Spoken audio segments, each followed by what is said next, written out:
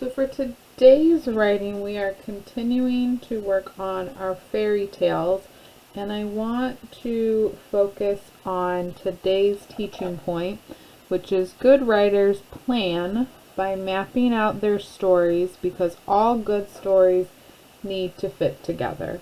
So let me show you what I mean with my example.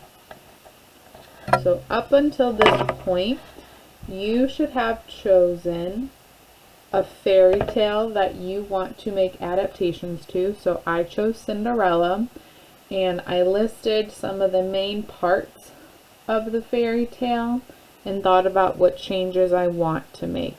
So I have the character, the setting, the problem, and I decided to change the setting from a castle to a city.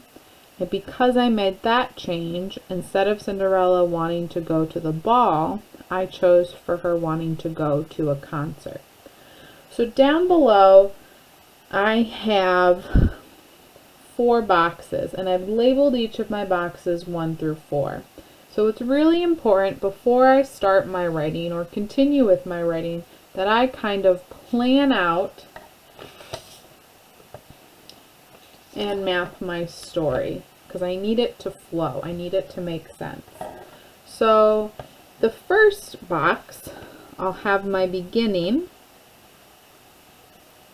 So most fairy tales start with once upon a time, and this is where I'll introduce my character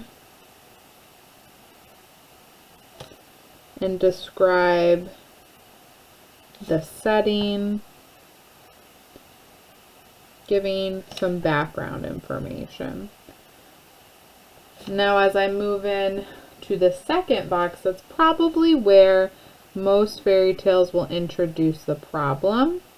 So I might talk about how there's a concert coming to the town and Cinderella wants to go, but her stepsisters, they won't let her. She doesn't have anything to wear. She has too many things to do and things like that.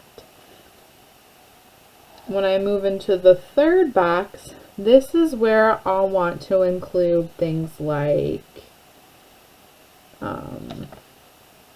if there's some sort of magic that happens. So in my case, maybe I have the fairy godmother come and visit.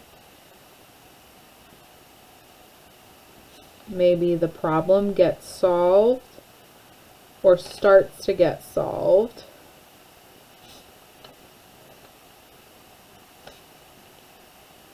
And I'm continuing to use lots of detail, and that narrator, the person who kind of is in the story but we don't see them, kind of is woven throughout each of the scenes. And then my last box, that's kind of the ending. So how does the problem get solved if it does get solved?